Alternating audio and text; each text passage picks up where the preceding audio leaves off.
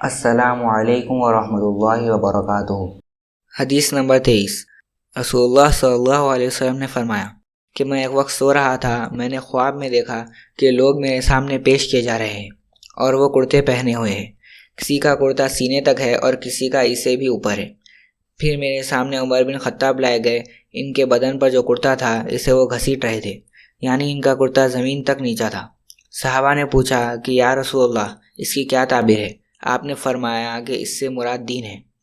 مطلب یہ ہے کہ دین حضرت عمر رضی اللہ عنہ کی ذات میں اس طرح جمع ہو گیا کہ کسی اور کو یہ شرف حاصل نہیں ہوا۔ حضرت ابوبکر صدیق رضی اللہ عنہ کی شخصیت اپنی فداکاری اور جانثاری اور دینی عظمت و اہلیت کے لحاظ سے حضرت عمر رضی اللہ عنہ سے بھی بڑھ کر ہے، اور بزرگی و عظمت میں وہ سب سے بڑے ہوئے ہیں، مگر اسلام کو جو ترقی اور بحیثیت دین کی جو شوکت حضرت عمر رضی اللہ عنہ کی ذات سے ہوئی وہ بہت بڑھ چڑھ کر ہے۔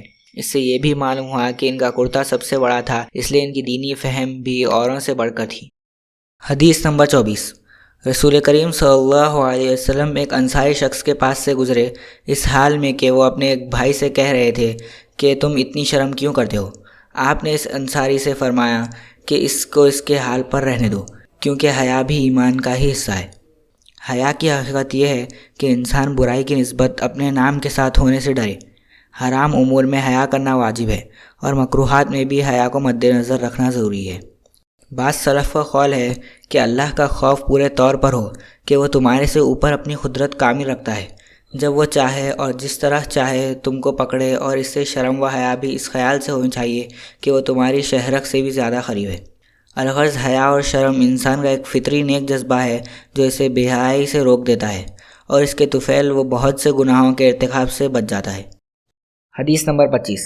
رسول اللہ صلی اللہ علیہ وسلم نے فرمایا مجھے اللہ کی طرف سے حکم دیا گیا ہے کہ لوگوں سے جنگ کرو اس وقت تک کہ وہ اس بات کا اقرار کر لیں کہ اللہ کے سوا کوئی معبود نہیں ہے، اور یہ کہ محمد صلی اللہ علیہ وسلم اللہ کے سچے رسول ہیں، اور نماز ادا کرنے لگے اور زکوٰۃ دیں۔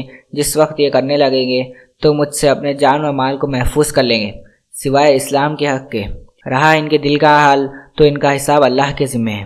اس کا مطلب ہرگز یہ نہیں ہے کہ نبی کریم صلی اللہ علیہ وسلم کو اللہ تبارک و تعالیٰ نے حکم نشاد فرمایا کہ ہر ایک کو تلوار کے زور پر آپ کو مطیع و فرمانبردار کرنا ہی ہے، بلکہ اس کا مطلب یہ ہے کہ اگر کہیں کوئی دشمن اسلام ظاہر ہوتی ہے اور اسلام کے معاملے میں فتنہ نمودار ہوتا ہے تو رفع فتنہ کے لیے مسلمان جنگ کریں گے، سوائے اسلام کے حق کا مطلب یہ ہے کہ قوانین اسلام کے تحت اگر وہ کسی سزا یا حد کے مستحق ہوں گے تو اس وقت ان کا ظاہر اسلام اس بارے میں رکاوٹ نہ بن سکے گا، اور شرعی سزا بالضرور ان پر لاگو ہوگی، جیسے ناحق خون ریزی کرنے والے کے لیے قصاص۔